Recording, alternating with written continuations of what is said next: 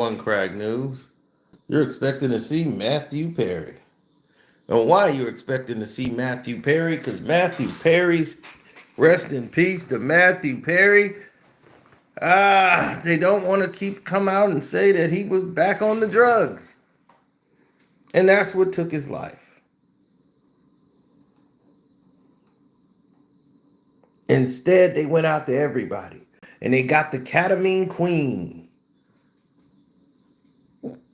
who Mark Gregoros was representing in this case, accused of selling the fatal dose to Mathew Perry and agreed to plead guilty in the case.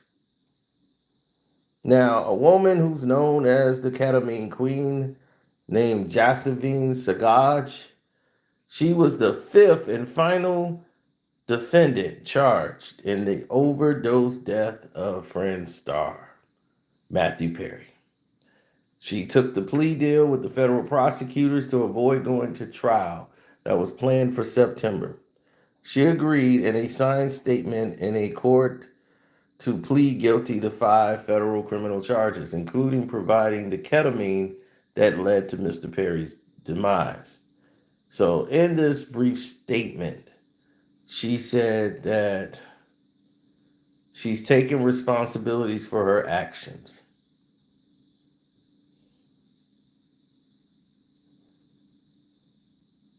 Now, she is a known citizen in the US and UK.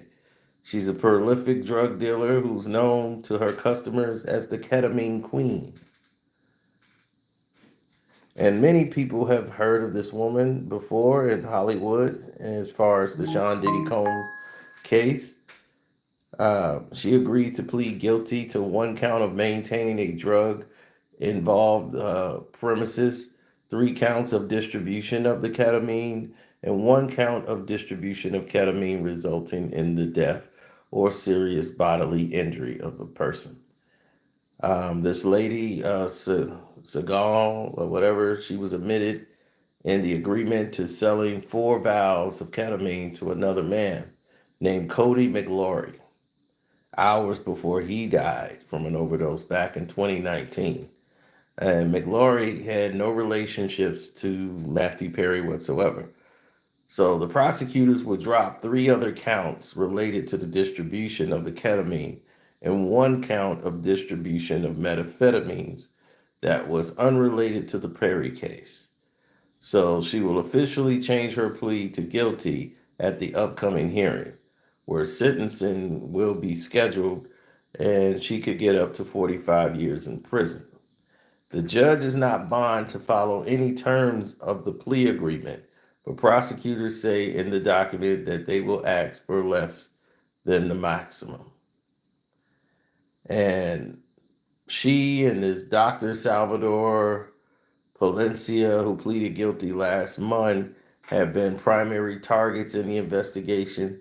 3 other defendants, Dr. Mark Chavez, Kenneth Awanza, Eric Fleming, pleaded guilty in exchange for their cooperation, which led to these statements implicating Signage and Palencia. So, all of these people who was in here, right, are tied to this story.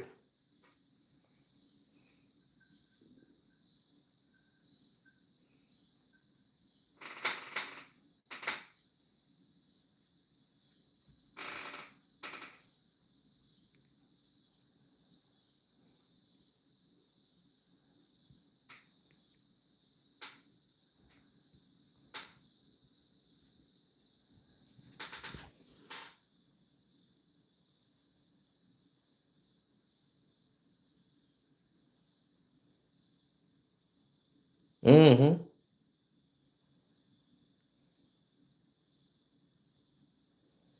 Oh yeah, you're gonna always have somebody with a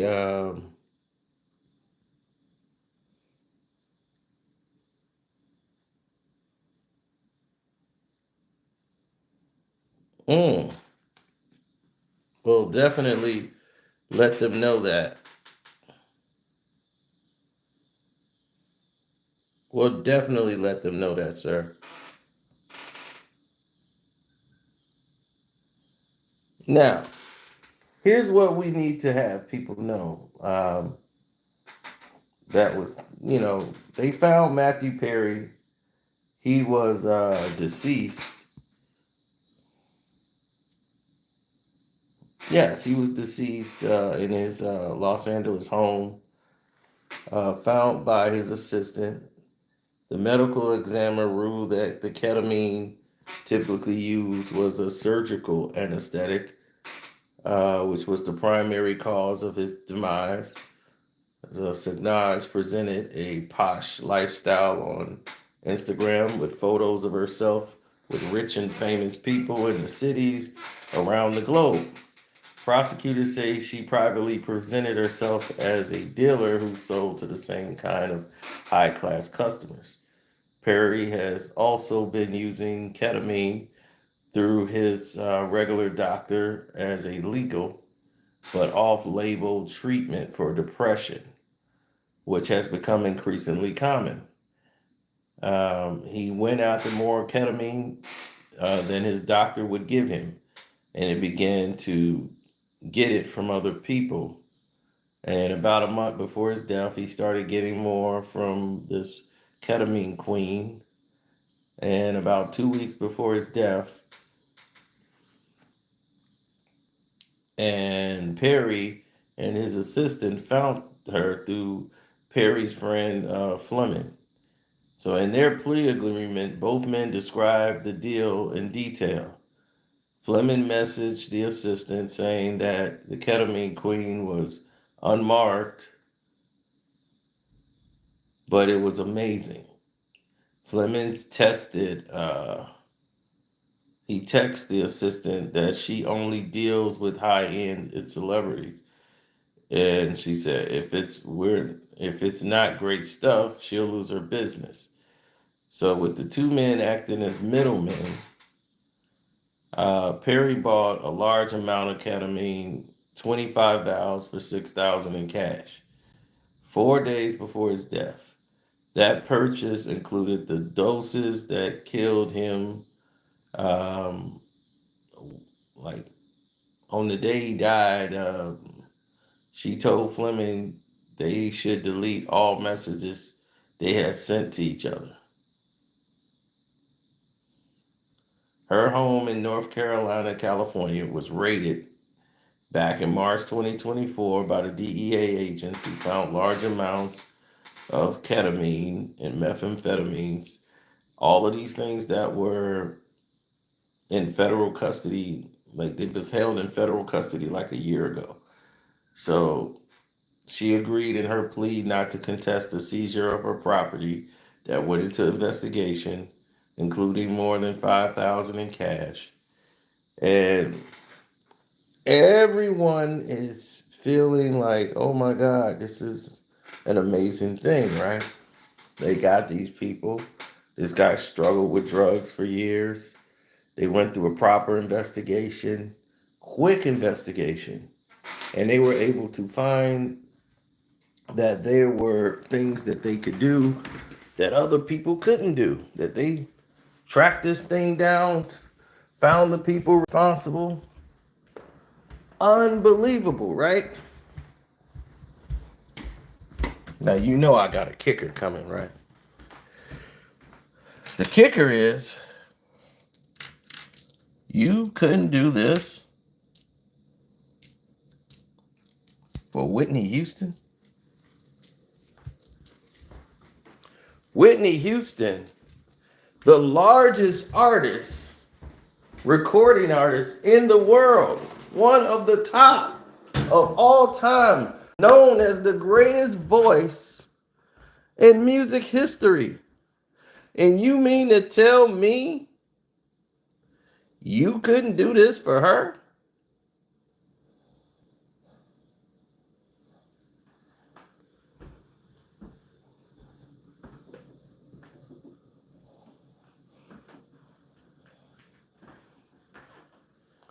Oh no, we're going to get to the why.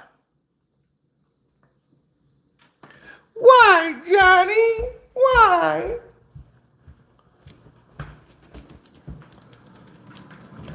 Well, Here's the why.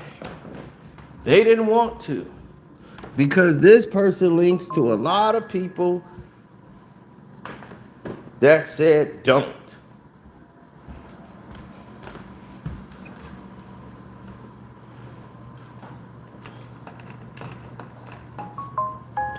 When Whitney died,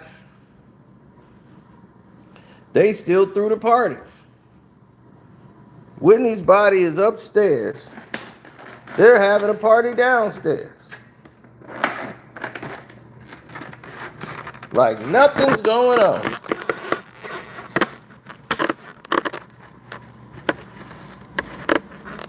You think they couldn't find out what happened to Whitney? You think they couldn't find out Ray J, who's sitting up there going in and out of the hotel? You think if we sit here and know where she got the drugs from, who gave the drugs to Ray J, who delivered it to Whitney, why wasn't he arrested? Why wasn't all of this stuff brought into play?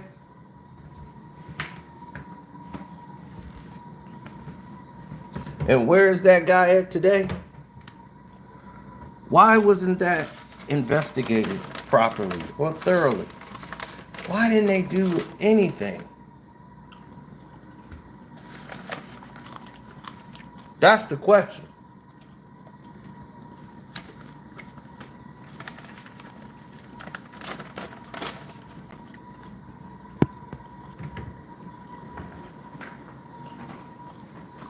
Why haven't they done anything?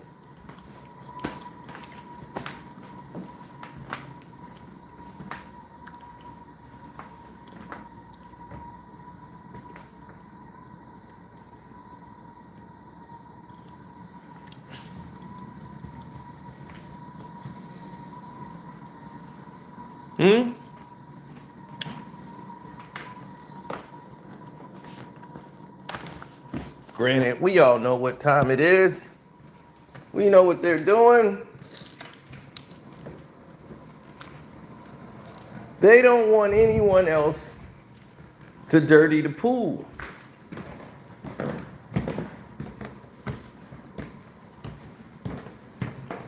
See, if you dirty in the pool, can't nobody else swim until they clean the pool out. They know exactly what they wanted to do and how they wanted to do it.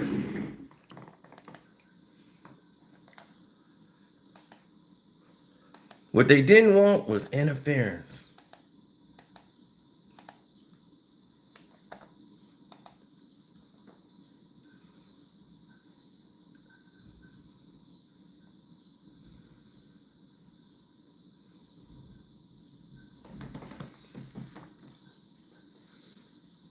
So that's what they received.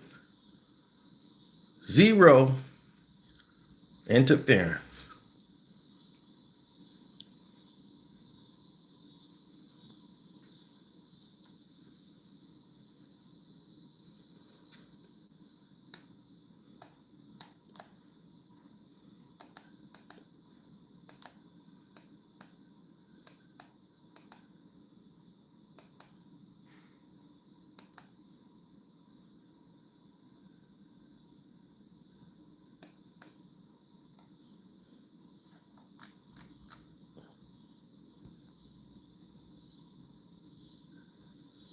That's because most people didn't want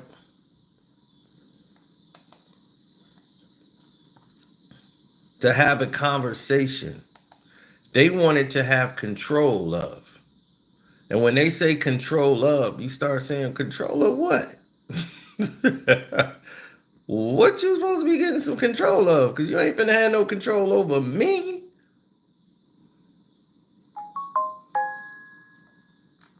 You see, that's going to be the standard. Because everyone else is looking at something entirely different, not as the standard, but a form of practice they're not accustomed to having.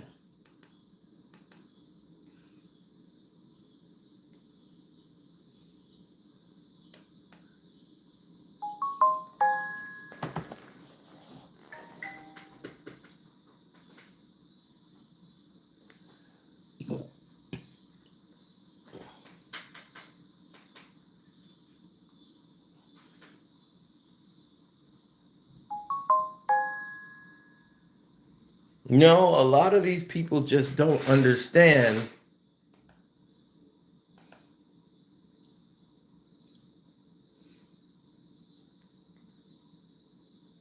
Yes, they don't quite understand what it is to be great. They don't quite understand what it is to be phenomenal.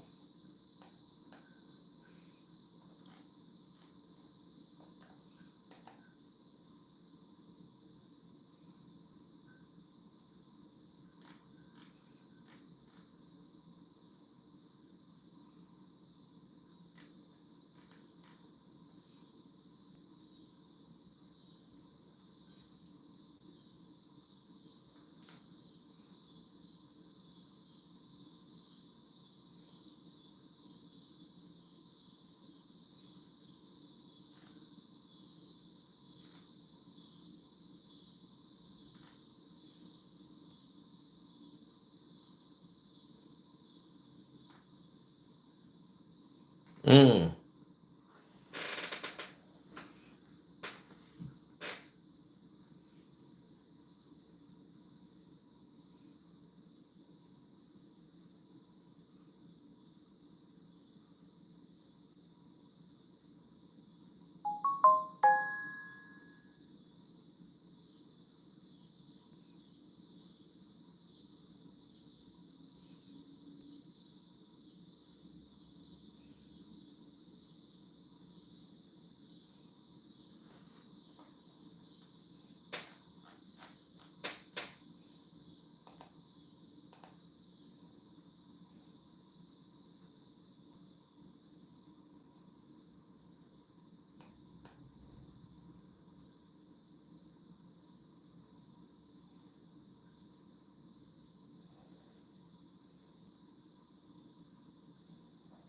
Oh my goodness, this is crazy. I'm just seeing some stuff here I don't even understand or know about.